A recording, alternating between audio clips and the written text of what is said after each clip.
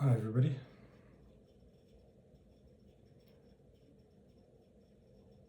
So I just got this inspiration to record a new video. I removed all the videos off my channel previously because I basically felt that in a way there's no archive needed, there's no going back to videos, there's just this moment happening. And so in a way it's a kind of a reflection of that, just to keep things direct and fresh, this isness. So I have no idea what I'm going to talk about, but let's talk about this. So I guess one thing that seems to come up is that there is no person that wakes up. It's just seen that there never was a person. And that's, I guess, quite an important distinction, because the person, the little me, the self, the I, is the searching energy. It's a vicious circle, dog chasing its own tail, and it wants relief from itself. And that, in a way, just needs to be seen through, just seen for what it is, not tried to remove it. It's just, it is what it is.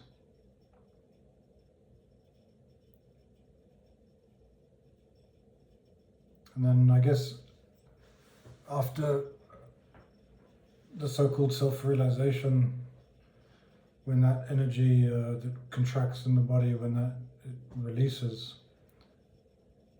that we call awakening, but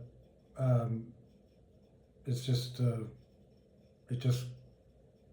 it's not just a happening. It's comes goes. It's nothing to hang on to, nothing to grasp. It will then be seen that there is residual energy within the body-mind programming, and those programs just need to run their course. So they're very much like programs on a computer. I guess it's one way I could try and explain this, knowing that it is impossible to talk about this, it's impossible to explain this, because it's just not a thing. It's a constantly moving, changing life. So on a computer you have an operating system, and then programs that are installed onto that computer, onto the operating system. And so a program or an application might run an alarm, or it might run checking emails. And so the body-mind is very much like that, that if it's been habituated to smoke, or to live with anger, or whatever that habit might be, food habits, eating habits, trying to be perfect, trying to be a particular way, worried about perception of others, thinking I'm a good person or a bad person, all of these so-called programs. Now the thing is that they can't be deleted. The operating system, which is nothingness, no thing, God, source, whatever you want to call it, awareness, I don't even know what that means, consciousness, don't know what that means, this beingness, it just doesn't have a name. So you can stick any name you want on it, same thing. It's just as meaningless as any other. So the programs are running, and in a way there is no person who can do anything about it. And this will seem frustrating to the apparent person, because the apparent person is in that loop, wanting to control life, wanting to fix life, wanting to change life, essentially not wanting life to be as it is. No matter what is appearing, it's saying, yeah, but something else. So I don't want to be addicted to this. I want to stop. I don't want my life to be like this. It's always a rejection of what is. So in all of these programs, and the apparent person won't like this, but they just have to run their course. The program has to be experienced and lived until, in essence, the body-mind just gets completely fed up and tired with that program, where the program just no longer makes sense, it no longer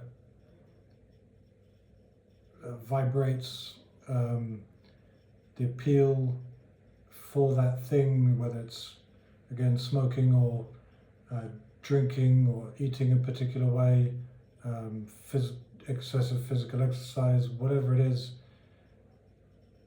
It's just done and done and done until it's seen naturally that there's no need for it. So there's no direction here saying how any life should be lived. Whatever's happening is what's happening, and there's just no control over it anyway. It just happens.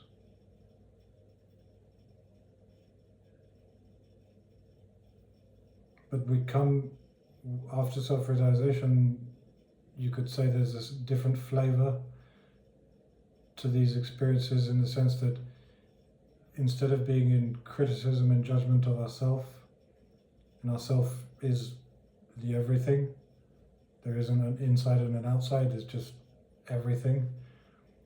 Without the incessant critic, the inner critic or the critic, you could say that there's a more compassionate observation of this body-mind doing what it's doing, and that means there's more understanding. And with that understanding, it appears that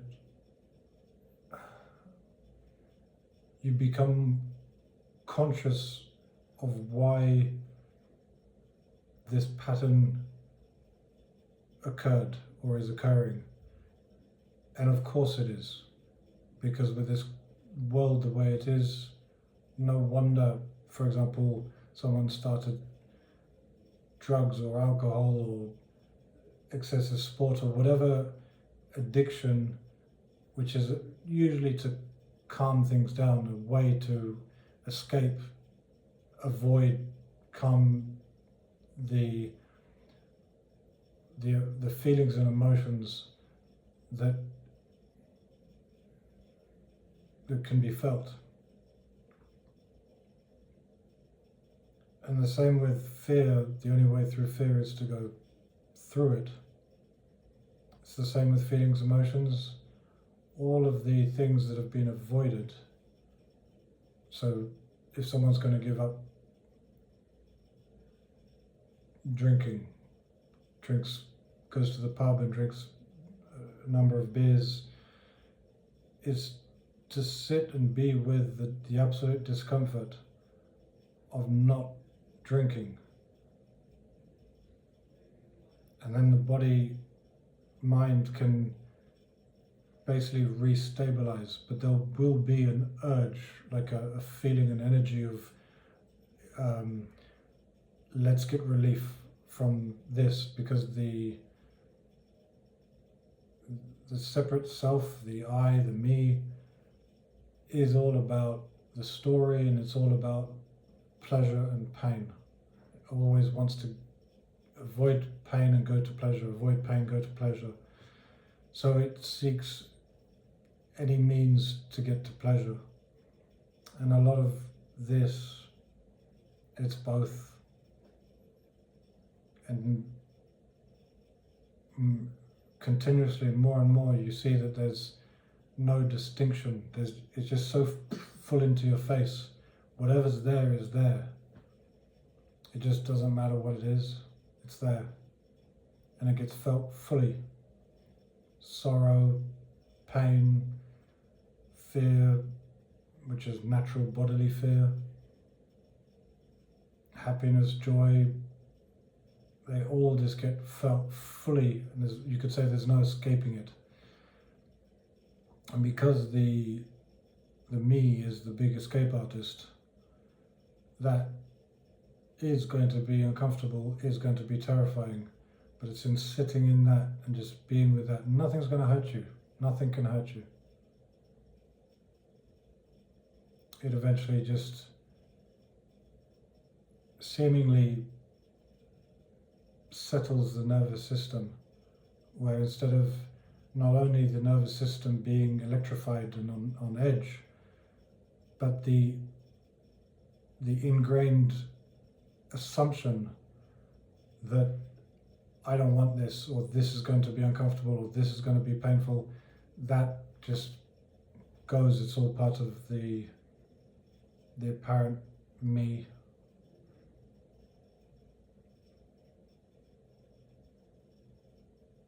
So this can be a very, very, very, very, very uncomfortable path, because once you lift the rug, you can't get away from all of the dust and muck that has been kept under there.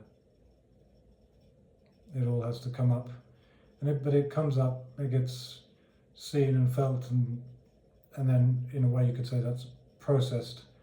And then going back to that analogy, that computer program, it plays and it runs its course, and when it's experienced again and again and again, but then doesn't have the juice of someone wanting to continue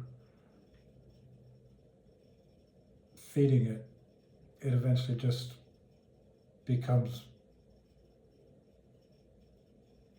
what would be the word, defunct, pointless, and then it just stops happening.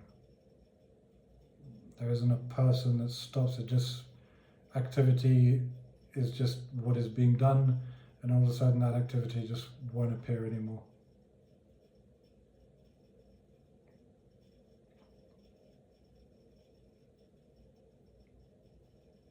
And I've seen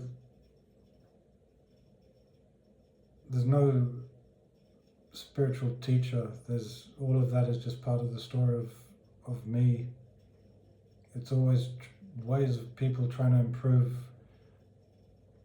improve the dream, a nicer dream, this type of dream instead of that type of dream, which is all fine. It's all just part of the play. But this has got nothing to do with that. This is just a complete, total nothingness being everything. Doesn't matter what the everything is. So there we go.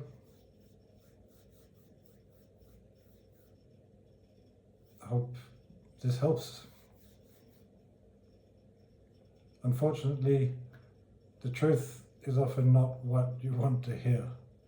It's because, again, that assumption that it's going to be painful. But that's why this does take a certain commitment, which is not yours, but there's either an inbuilt desire for truth or not, and that's all. So have a beautiful day.